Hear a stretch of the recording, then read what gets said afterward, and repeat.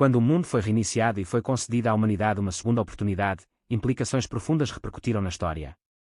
Se as inscrições que descobrimos forem genuínas, poderão não ser simplesmente artefactos antigos de uma época passada, poderão ser mensagens sagradas transmitidas através de gerações, preservadas no mesmo recipiente que sobreviveu ao evento mais catastrófico da humanidade.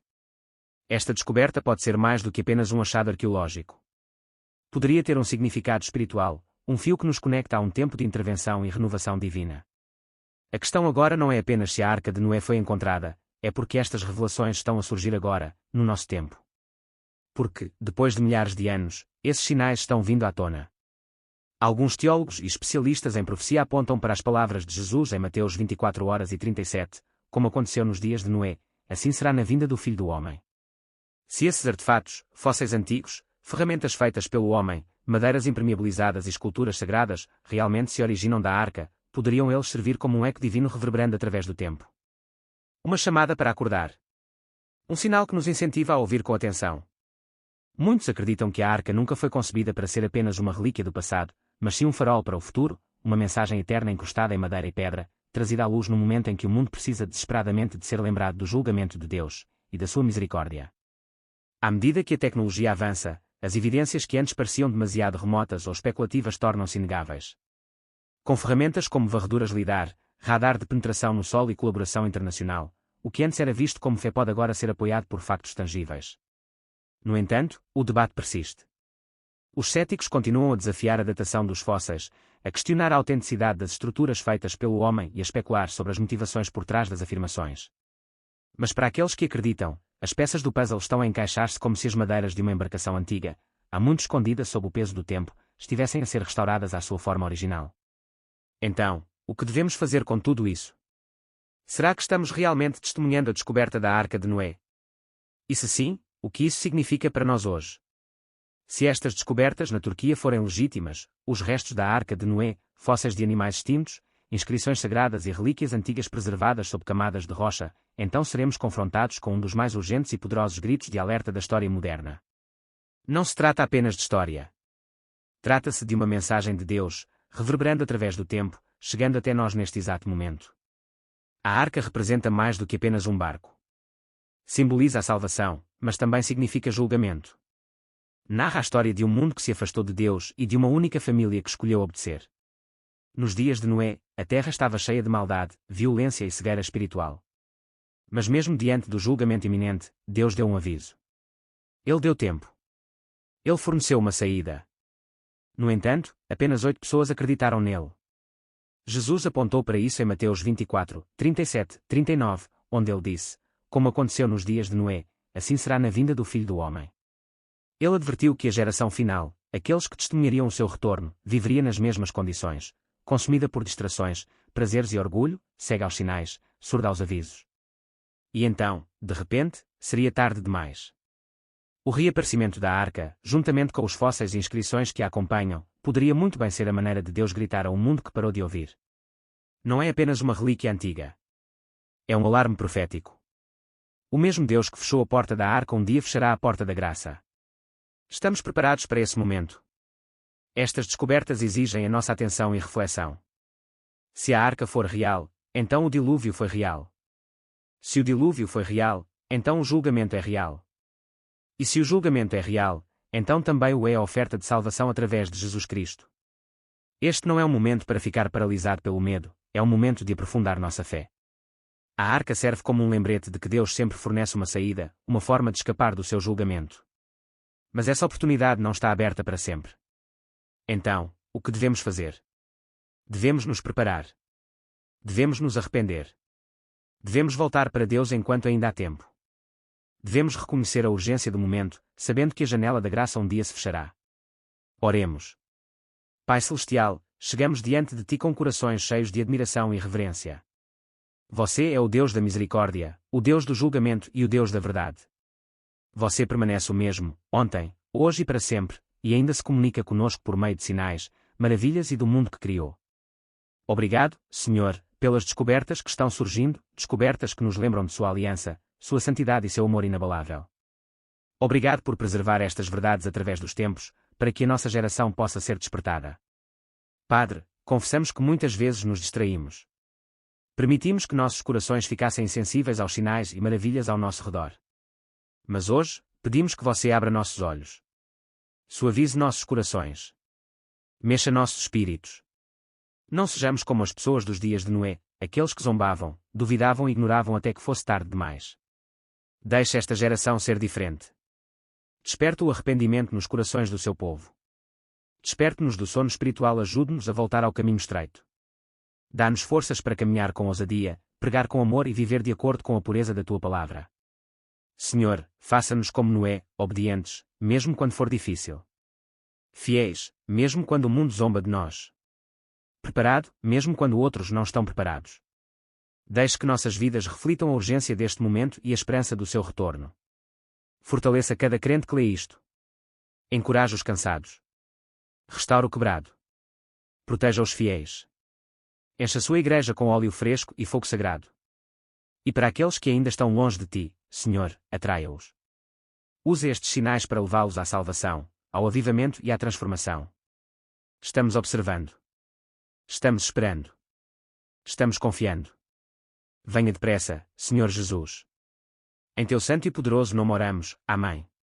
Estas descobertas são muito mais do que apenas revelações históricas. Eles são proféticos. Eles falam mais alto que qualquer sermão, reverberando através do tempo, buscando despertar um mundo adormecido. A Arca de Noé não era apenas um barco, era um sinal divino, uma mensagem de julgamento e salvação. E agora, milhares de anos depois, pode estar a emergir novamente pela mesma razão. No tempo de Noé, a arca foi construída à vista de todos, um aviso público, um símbolo da tempestade que se aproximava. Mas o povo zombou. Eles ignoraram os sinais. Eles continuaram com suas vidas até que a chuva começou a cair. Apenas 8 almas foram salvas. Será que na nossa geração Deus está a levantar o véu sobre algo há muito escondido, não apenas para validar a verdade da Bíblia, mas para emitir um apelo final para acordarmos antes do regresso do seu Filho? Olha ao redor. As guerras estão aumentando. As pragas estão varrendo a terra. O rio Eufrates está secando. Os rios estão ficando vermelhos como sangue.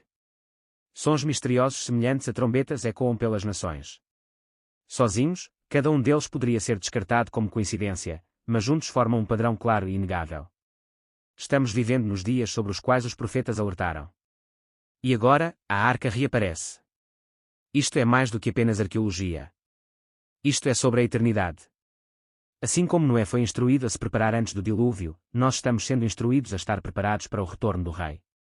Jesus disse: como aconteceu nos dias de Noé, assim será na vinda do Filho do Homem. Os sinais estão aqui. O tempo é curto. A porta está prestes a fechar. Estamos prontos. Jesus virá em breve. A arca era mais do que apenas um recipiente de madeira. Era um símbolo da misericórdia de Deus em meio ao julgamento. Nos dias de Noé, proporcionou refúgio contra as águas do dilúvio que devastaram a terra. Era a única esperança para aqueles que nela entravam e o único porto seguro num mundo em colapso sob o pecado e a desobediência. Da mesma forma, Jesus Cristo é a nossa arca hoje. Ele é o nosso refúgio, o nosso abrigo e a única porta pela qual podemos ser salvos. Assim como a arca no tempo de Noé tinha uma única entrada, Jesus declarou: eu sou a porta. Se alguém entrar por mim, será salvo. João 10:09. A Bíblia não deixa margem para dúvidas, outro julgamento está no horizonte. Porém, desta vez, não será pela água, mas pelo fogo. E assim como nos dias de Noé, o mundo está dormindo. Distraídas pelas ocupações da vida, consumidas pelo orgulho e entrincheiradas na descrença, as pessoas zombam dos sinais, ignoram os avisos e rejeitam a verdade com um desrespeito casual. No entanto, Jesus predisse: como aconteceu nos dias de Noé, assim será na vinda do Filho do Homem. Mateus 24:37. A arca foi construída muito antes de cair uma única gota de chuva, da mesma forma, Jesus já preparou o caminho para nós através da cruz. A porta permanece aberta e a graça ainda está sendo oferecida, mas a janela da oportunidade está se fechando. O tempo está acabando. Então, a questão permanece: você está dentro da arca ou está do lado de fora, esperando um pouco mais de tempo para decidir? Os sinais que vemos ao nosso redor não são meras coincidências, são avisos intencionais entregues com amor, exortando-nos ao arrependimento, à rendição e a abraçar a esperança. O Rei está chegando. As nuvens se separarão e todo o olho contemplará a sua glória. Você estará preparado quando esse momento chegar? Ou você vai esperar até que a porta se feche e seja tarde demais? Quero expressar minha mais profunda gratidão ao meu Senhor e Salvador, Jesus Cristo. Quando um atleta expressa essas palavras após uma grande vitória, muitas vezes é uma indicação clara de sua fé. Embora esses momentos possam às vezes parecer estranhos ou deslocados, muitos de nós apreciamos o sentimento, mesmo que possamos nos encolher com a entrega. Deveríamos celebrar este instinto, o desejo de reconhecer Jesus não apenas como nosso Salvador, mas também como nosso Mestre. Senhor e Salvador tornou-se uma frase marcante nos círculos evangélicos, e com razão. A frase surgiu durante os debates teológicos da década de 1980 em torno da salvação pelo senhorio, com as suas raízes firmemente enraizadas em passagens como 2 Pedro 1, 20, 21. Mas aqui está uma questão crucial: alguém pode realmente nascer de novo ao receber Jesus como Salvador, mas não como Senhor? Você pode recitar uma oração, caminhar até o altar, assinar um cartão e aceitar a graça salvadora de Jesus, mas rejeitar seu senhorio sobre sua vida. As vozes mais convincentes neste debate mantiveram-se firmemente no fundamento da palavra de Deus, argumentando que receber Jesus como Salvador é recebê-lo como tudo o que ele é: Jesus é Senhor. Você não pode separar seu senhorio de seu papel como Salvador e ainda afirmar ter recebido sua salvação. Embora ninguém compreenda completamente a profundidade do senhorio de Cristo quando chegamos à fé, à medida que crescemos no nosso conhecimento sobre ele, aprendemos a abraçar tudo o que ele é, tanto Senhor como Salvador, na sua plenitude. Estou grato por aqueles que lutaram pelo reconhecimento do senhorio de Cristo na geração anterior e continuam a proclamá-lo hoje. No contexto do meu próprio ministério, percebi que a frase Senhor e Salvador é vital e, ao mesmo tempo, insuficiente. Há mais a ser dito sobre quem Jesus realmente é para nós. Todos os domingos de manhã, quando nos reunimos à volta da mesa do Senhor na igreja, e ao ensinarmos os nossos filhos tanto em casa como na escola dominical, vamos além de simplesmente identificar Jesus como Senhor e Salvador. Estamos descobrindo que é extremamente útil adicionar um terceiro título a esta frase bem conhecida, um título que ajuda a esclarecer a natureza do senhorio e do Salvador de que estamos falando. Que tipo de Senhor é Jesus? Ele é o tipo de Senhor que não apenas exige nossa obediência, mas também conquista nossa admiração. Ele é o Rei que não apenas reconhecemos através dos nossos deveres e responsabilidades, mas que adoramos e nos deleitamos com todo o nosso ser. Ele não é um Senhor egoísta, mas um Senhor que se sacrifica. Ele não é um Senhor severo, mas gentil. Ele não é um governante covarde e inseguro como o príncipe John, mas um nobre e generoso rei Ricardo, o tipo de rei que seu povo ansiava ver o retorno. Ele não é um senhor como Scar, mas como Mufasa. Não Denethor, mas Aragorn. Não a Bruxa Branca, mas Aslan. Ele não é um senhor que exige, ele é um senhor que dá, com sacrifício, abundância e boa vontade. Ele é um senhor que é o nosso maior tesouro. Ele é o tipo de senhor que é tão bom que desistiríamos com alegria de tudo o que temos para servi-lo, porque ele vale mais do que todos os tesouros da terra. Em Mateus 13:44, ele é a pérola de grande valor. Em Mateus 13:45-46, ele é aquele tão poderoso, mas tão bom, que podemos provar a sua bondade e considerá-la melhor do que qualquer coisa que já conhecemos. 1 Pedro 2:3. Ele é o Senhor que dá, não um capataz exigente. Mateus 18:27. Ele é o Senhor que, através do seu amor, nos traz conforto eterno e boa esperança através da graça. 2 Tessalonicenses 2:16. Ele não é apenas nosso Senhor, mas nosso tesouro, alguém a quem não apenas obedecemos, mas também valorizamos profundamente e em quem nos deleitamos. E que tipo de Salvador é Jesus? Ele é o Salvador que não merece apenas a nossa gratidão, ele conquista nosso amor. Ele é o tipo de Salvador que não apenas nos tira do fogo e segue em frente, mas que nos convida à sua presença e nos envolve em seus braços, dando-nos o maior abraço que poderíamos experimentar. Seu resgate não é como o trabalho de um salva-vidas, paramédico ou soldado cumprindo seu dever. Não, seu resgate é impulsionado por seu amor pessoal, de aliança e eterno por nós. Seu sacrifício não foi apenas um trabalho que ele completou, foi uma demonstração de seu compromisso inabalável conosco como seus filhos amados. Jesus não é apenas um Salvador, ele é um tesouro guardado no céu que nunca desaparecerá. Lucas 12:33.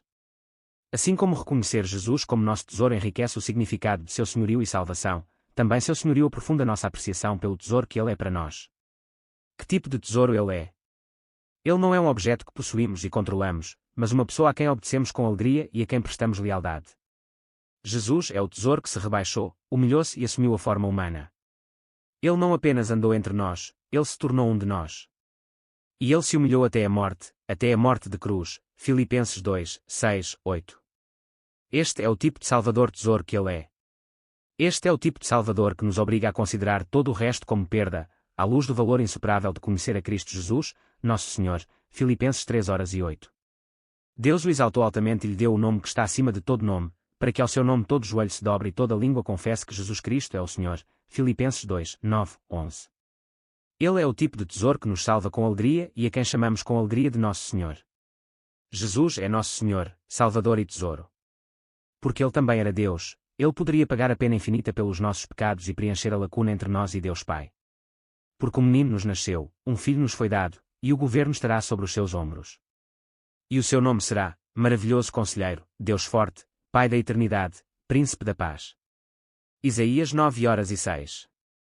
Porque Jesus, embora totalmente humano, também precisava ser totalmente Deus. Embora precisássemos de um parente de sangue para nos redimir, também precisávamos de Deus. Os sacrifícios da antiga aliança não conseguiam aperfeiçoar a consciência do adorador, Hebreus 9:9. Porque Jesus era totalmente Deus, Ele poderia entrar no inacessível tabernáculo do céu e servir como nosso mediador perfeito, oferecendo-se como um sacrifício único e todo suficiente pelos nossos pecados, abolindo a necessidade de ofertas repetidas, Hebreus 9, 11, 10, 18. Somente Deus é perfeito e capaz de nos oferecer perfeição, Hebreus 9:11-10:18. Oséias 13:4 declara, Mas eu sou o Senhor teu Deus desde a terra do Egito, tu não conheces outro Deus senão eu, e além de mim não há Salvador. O Novo Testamento reitera que somente Deus é o Salvador, 1 Timóteo 2:3, 2 Pedro 1:1. É por isso que nosso Salvador tinha que ser Deus. A punição pelo pecado é a separação eterna de Deus, e precisávamos de alguém capaz de assumir essa penalidade infinita. Somente um ser infinito poderia expiar todos os nossos pecados, passados, presentes e futuros, e fornecer uma ponte para a vida eterna. Visto que Jesus era Deus e homem, Ele poderia pagar essa pena infinita, purificando os nossos pecados e oferecendo-nos a reconciliação com o Pai. Porque aquele que não conheceu o pecado fez pecado por nós, para que nele nos tornássemos justiça de Deus. 2 Coríntios 5:21. Jesus é o sacrifício perfeito, e sua justiça é concedida a todos que o recebem pela fé. O sacrifício ilimitado feito por Jesus significa que a humanidade não precisa mais enfrentar a separação eterna de Deus, um destino que inegavelmente merecemos devido aos nossos pecados. Jesus, sendo totalmente Deus e totalmente humano, ofereceu um sacrifício infinito e eterno que cobre todos os nossos pecados, passados, presentes e futuros. Temos uma dívida de gratidão para com Deus por ter enviado o seu Filho à Terra, suportando o castigo inimaginável em nosso lugar e, finalmente, preenchendo o abismo que uma vez nos separou dele. Graças a este profundo ato de misericórdia, podemos agora aproximar-nos de Deus, livres da separação que outrora definiu a nossa existência. O nascimento de Jesus foi tão humilde quanto poderia ser, chegando ao mundo não num grande palácio, mas à Virgem Maria numa pequena aldeia escondida num canto remoto da terra. Este começo humilde, de muitas maneiras, incorporou as esperanças e os sonhos de toda a humanidade, um Salvador que ligaria o céu à terra, um Deus que habitaria entre a sua criação. Embora Jesus fosse o Filho de Deus, possuindo conhecimento e poder infinitos, ele também participou da plenitude da experiência humana. Ele sentiu fome, dor e toda a fragilidade humana. Jesus abraçou plenamente os desafios e tristezas da vida, o que significa que ele compreende cada um de nós intimamente. Sua empatia pelas nossas lutas é incomparável porque ele as experimentou em primeira mão. Mesmo em sua juventude, Jesus ensinava aos outros a palavra de Deus. Aos 12 anos, ele surpreendeu os líderes do templo com sua sabedoria, enquanto aqueles que o ouviam falar ficaram maravilhados com sua profunda compreensão. Quando começou seu ministério, Jesus retirou-se para o deserto por 40 dias, jejuando e suportando a tentação do diabo, uma provação que ele superou com fé e força inabaláveis. Embora ele não tivesse pecado, Jesus escolheu ser batizado por imersão pelas mãos de João Batista. Este ato não foi para a sua própria purificação, mas para nos dar um exemplo, ensinando a importância da obediência à vontade de Deus. Após seu batismo, os céus se abriram e Deus falou, declarando: Este é o meu Filho amado, em quem me comprazo. Mateus 3:17. Ao longo do seu ministério, Jesus realizou milagres que demonstraram o seu poder divino, curando os enfermos, restaurando a visão aos cegos e até ressuscitando os mortos. No entanto, estes atos foram mais do que demonstrações de poder, eram demonstrações do amor e da misericórdia de Deus. Embora muitos líderes religiosos da época considerassem esses milagres uma blasfêmia, Jesus afirmava continuamente que suas obras estavam de acordo com a vontade de Deus, com o objetivo de glorificar o Pai por meio do Filho. João 14:13. Jesus também exemplificou o amor em sua forma mais pura. A sua vida na terra foi marcada pela compaixão pelos marginalizados. Ele curou os enfermos, cuidou dos pobres e acolheu as crianças de braços abertos. Ver Lucas 17:12-19, Mateus 19:13-14. Seu amor era incondicional e ilimitado, oferecido a todos, independentemente de sua origem ou status. Um de seus ensinamentos centrais foi a necessidade do perdão. Mesmo enquanto estava pendurado na cruz, sofrendo imensa dor física, ele perdoou aqueles que o colocaram lá. Seu perdão se estendeu não apenas aos indivíduos, mas a toda a humanidade. Maria também experimentou a graça salvadora de Deus de múltiplas maneiras. O conceito de salvação na Bíblia evolui ao longo do tempo. No Antigo Testamento, a salvação consistia em grande parte na libertação dos problemas terrenos, guerra, doenças e desastres naturais. É nisso que Maria se alegra quando louva a Deus como seu Salvador. Ela reconhece que Deus a salvou de uma vida de obscuridade, elevando-a de uma posição inferior e concedendo-lhe um papel exaltado na história. Pois eis que doravante todas as gerações me chamarão bem-aventurada. Porque aquele que é poderoso fez grandes coisas por mim. Lucas 1, 48, 49. O seu cântico, conhecido como Magnificat, narra as ações de salvação temporal de Deus, exaltando os humildes e enchendo os famintos com coisas boas, ao mesmo tempo que derruba os poderosos e manda embora vazios os ricos. Lucas 1, 51, 54. A sua alegria reflete a salvação de uma nação e de um povo, mas também carrega o significado mais profundo da redenção espiritual, apontando para a salvação final através de Jesus Cristo. De certo modo, Deus também salvou Maria do pecado. Teologicamente, diz-se que Maria foi preservada do pecado original, não por mérito próprio, mas pela graça de Deus, em preparação para o seu papel como mãe de Jesus Cristo. Este conceito é frequentemente comparado a salvar alguém de cair em um buraco, em vez de tirá-lo de lá após a queda. É considerada uma forma de salvação mais excelente porque, em primeiro lugar, evita que a queda aconteça. Assim, Maria foi redimida em antecipação à obra redentora de Cristo na cruz, e a Igreja refere-se a ela como o fruto mais excelente da redenção, CIC 58. Mudando para um tema mais contemporâneo, uma descoberta notável ligada ao grande dilúvio tem o potencial de alterar a nossa compreensão da história antiga. Se os dinossauros estivessem de facto presentes na Arca de Noé, isso sugeriria que o dilúvio desempenhou um papel significativo na sua extinção, oferecendo uma validação adicional ao relato bíblico da criação e do dilúvio. Esta descoberta sugeriria também que a proteção de Deus, conforme delineada na Bíblia, se estendia não só aos animais conhecidos pela ciência moderna, mas também às criaturas de épocas muito passadas. Esta descoberta obriga-nos a fazer uma pergunta instigante: se os dinossauros estivessem na arca, que criaturas não foram autorizadas a embarcar? A resposta está na misteriosa exclusão dos Nefilim. Estes seres, nascidos de anjos caídos e mulheres humanas, não foram autorizados a entrar na arca. A violência e a corrupção que espalharam pela terra foram tão graves que Deus escolheu exterminar a humanidade para limpar a terra. Os Nefilim eram, portanto, uma parte única e perturbadora do mundo pré-diluviano, e a sua exclusão da arca simboliza o julgamento de Deus sobre o seu mal. A história dos Nefilim é descrita em Gênesis 6:2, que afirma: os filhos de Deus viram que as filhas dos humanos eram lindas e se casaram com qualquer uma delas que escolheram. Esses filhos de Deus eram anjos caídos que abandonaram seu reino celestial e assumiram a forma humana, levando ao nascimento de seres híbridos conhecidos como Nefilim. Esses seres eram poderosos, com força sobrenatural, mas também eram profundamente corruptos. A Bíblia observa que a terra estava cheia de maldade como resultado da influência deles, Gênesis 6:5. A decisão de Deus de limpar a terra através do dilúvio foi um julgamento contra este mal avassalador. Este julgamento também é simbolizado pela Arca de Noé, que serve como uma metáfora poderosa para a salvação. Assim como a arca foi o único refúgio do dilúvio, Jesus Cristo é o único meio de salvação da separação eterna de Deus. Ao longo dos anos, a busca pela Arca de Noé cativou exploradores e teólogos. Os mitos antigos, embora muitas vezes embelezados, podem conter núcleos de verdade. Os pesquisadores acreditam que os restos da arca ainda podem estar escondidos nas montanhas de Ararat, uma crença registrada pela primeira vez por Marco Polo. As expedições modernas, como as lideradas pelo astronauta James Irwin nas décadas de 1970 e 1980, trouxeram um interesse renovado a esta busca, embora provas conclusivas tenham permanecido ilusórias.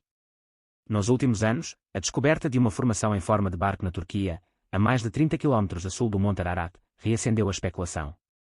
Alguns acreditam que esta poderia ser a evidência muito procurada da Arca de Noé.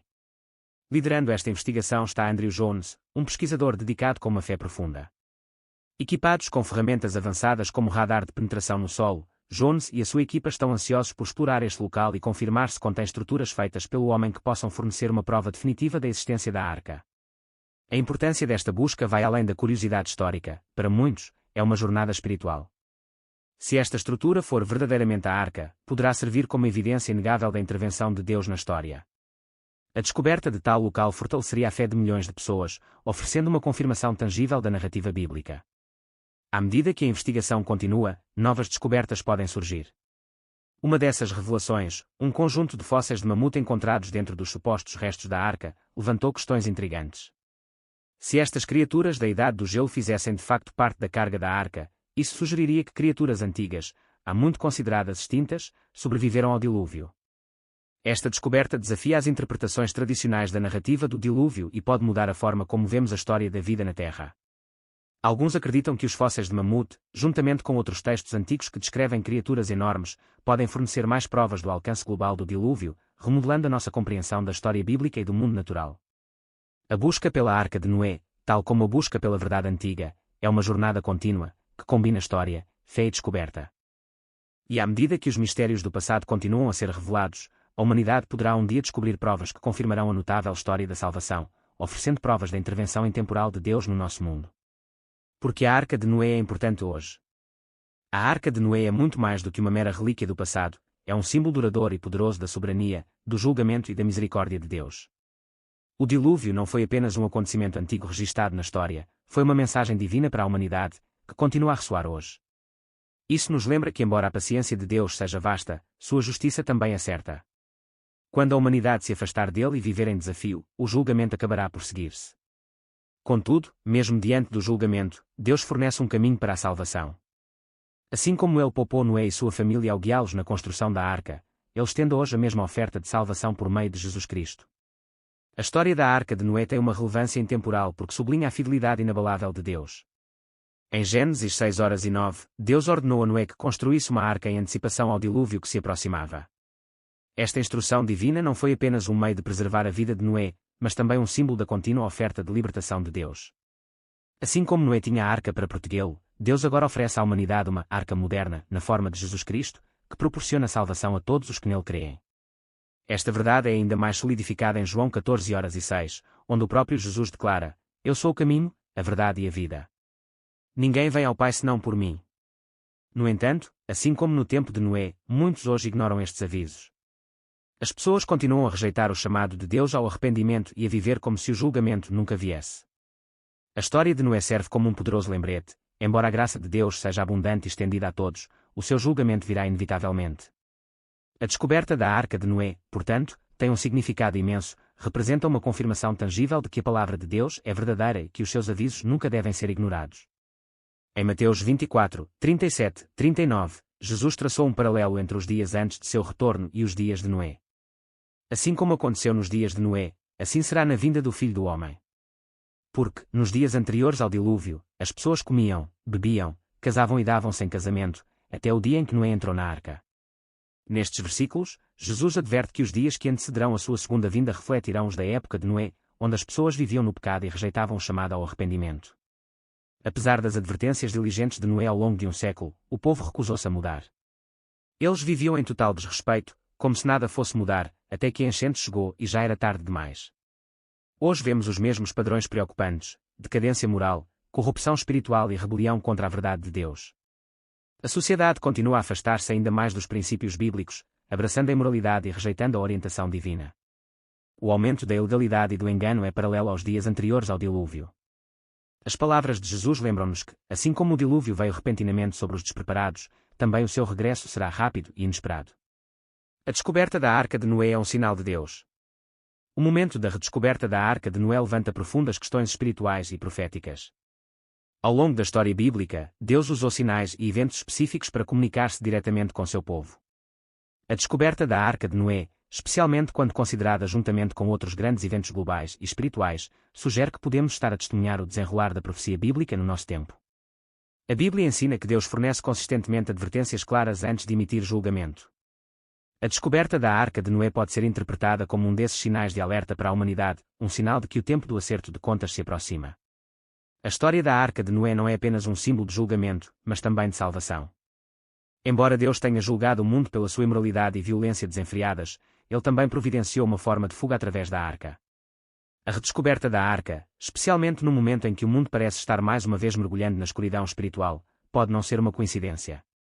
Pode muito bem ser um sinal proposital de Deus, um lembrete de que o seu julgamento e misericórdia são imutáveis e ainda estão em ação no mundo de hoje. A ligação entre a descoberta da Arca e a restauração de Israel. A descoberta da Arca de Noé também ocorre num momento crucial na história bíblica moderna, a restauração de Israel como nação soberana em maio de 1948. Este evento notável é visto como o cumprimento de uma profecia na Bíblia, particularmente em Isaías 66:8, onde o profeta declara: quem ouviu falar de tais coisas? Pode uma nação nascer num dia, ou uma nação ser formada num momento? O estabelecimento de Israel após quase 2000 anos de exílio é amplamente considerado o cumprimento desta profecia. O que torna isto ainda mais significativo é o facto de a redescoberta da Arca de Noé ter ocorrido no mesmo ano do renascimento de Israel. Esta ligação sugere uma ligação espiritual mais profunda entre os dois acontecimentos, sugerindo que podemos estar a entrar nas fases finais da história humana. A Arca simboliza a salvação e proteção de Deus, enquanto a restauração de Israel representa o cumprimento da sua promessa de restaurar o seu povo escolhido. Juntos, esses eventos fazem parte de uma narrativa profética mais ampla, apontando para o julgamento final que se aproxima. Tal como a Arca de Noé serviu de refúgio contra o dilúvio, a restauração de Israel permanece como um lembrete de que o plano de Deus para a humanidade está a avançar e a dirigir-se para o seu cumprimento final. O alinhamento destes acontecimentos significativos reforça a crença de que estamos à beira de uma mudança importante na história humana, com a aproximação da segunda vinda do Messias. Sinais milagrosos e a vinda do fim dos tempos. Em Lucas 21h11, Jesus falou dos sinais extraordinários que precederiam seu retorno. Haverá visões terríveis e grandes sinais do céu. Isto indica que devemos esperar que eventos sobrenaturais e fenómenos cósmicos ocorram antes do regresso de Cristo. Nos últimos anos, temos testemunhado vários desses sinais, que muitos acreditam indicar que estamos vivendo nos últimos dias. Um dos sinais mais notáveis tem sido a ocorrência de luas de sangue, que muitas vezes são vistas como um presságio bíblico. Em Joel 2h31, o profeta escreveu: o sol se transformará em trevas e a lua em sangue, antes que chegue o grande e terrível dia do Senhor. Historicamente, estas luas de sangue coincidiram com momentos cruciais na história espiritual e geopolítica. A lua de sangue de 1949 a 1950 seguiu-se ao renascimento de Israel, enquanto a lua de sangue de 1967 ocorreu logo após a vitória de Israel na Guerra dos 6 Dias. Mais recentemente, as luas de sangue de 2014 a 2015 surgiram durante um período de tensões crescentes no Médio Oriente. O momento destes eventos celestes, juntamente com a descoberta da Arca de Noé, fortalece a ligação profética, tornando difícil ignorar a ideia de que estamos a testemunhar o cumprimento das profecias bíblicas. OVNIs e engano espiritual, os anjos caídos estão retornando. Nos últimos anos, os relatos de avistamentos de OVNIs e de fenómenos aéreos inexplicáveis aumentaram, despertando a curiosidade e a especulação globais. Alguns estudiosos da Bíblia acreditam que estas estranhas ocorrências podem estar ligadas aos anjos caídos mencionados em Gênesis 6, que corromperam a humanidade nos dias que antecederam o dilúvio. Jesus advertiu que os dias anteriores ao seu retorno refletiriam a época de Noé, um período marcado por pecado e rebelião generalizados. Poderia o aumento dos avistamentos de OVNIs e o subsequente reconhecimento da sua existência ser um sinal de que os anjos caídos estão mais uma vez influenciando os assuntos humanos? Alguns acreditam que estes acontecimentos podem pronunciar uma intervenção sobrenatural na história humana, que reflete as condições que levaram à corrupção antes do dilúvio. Inteligência artificial, engano e o anticristo. Além destes fenómenos espirituais, a rápida ascensão da inteligência artificial, IA, apresenta uma dimensão nova e perturbadora à conversa. A capacidade da IA de manipular informações, espalhar desinformação e controlar plataformas digitais levanta preocupações sobre o potencial de engano global. A Bíblia avisa em Apocalipse 13h14 sobre um tempo em que o anticristo enganará as nações através de falsos sinais e prodígios. Poderia a IA ser usada como uma ferramenta para facilitar este engano, moldando a percepção da realidade pela humanidade? O paralelo entre a corrupção causada pelos Nefilim antes do dilúvio e o potencial uso indevido da IA hoje sugere que podemos estar à beira de uma profunda mudança espiritual e tecnológica. O rápido crescimento da IA poderá fazer parte do desenrolar da profecia apocalíptica, contribuindo para o crescente engano que caracterizará os dias finais. O fim dos tempos, um chamado ao arrependimento. A interligação destes acontecimentos, a redescoberta da Arca de Noé, a restauração de Israel, a lua de sangue, os avistamentos de OVNIs, o engano espiritual e a ascensão da IA, todos apontam para uma conclusão inevitável: estamos a aproximar-nos do clímax da história humana. A redescoberta da Arca de Noé poderia muito bem ser um sinal divino, um apelo final ao arrependimento antes do regresso de Cristo. Assim como a Arca de Noé foi um refúgio para aqueles que acreditaram no aviso de Deus, Jesus Cristo é a Arca da salvação para a humanidade hoje. A mensagem de Deus permanece clara: o julgamento está chegando, mas a salvação está disponível para aqueles que depositam a sua fé em Jesus Cristo. A questão permanece: estamos prestando atenção aos sinais? A Bíblia liga consistentemente a restauração de Israel ao fim dos tempos. Em Ezequiel 37, Deus promete reunir seu povo de todas as nações e restaurá-los à sua terra. A descoberta da Arca de Noé no mesmo ano do renascimento de Israel reforça a ligação profética entre estes dois acontecimentos. Tal como a Arca de Noé simbolizou a salvação durante o dilúvio, a restauração de Israel marca o cumprimento da aliança de Deus com o seu povo, anunciando os capítulos finais da história.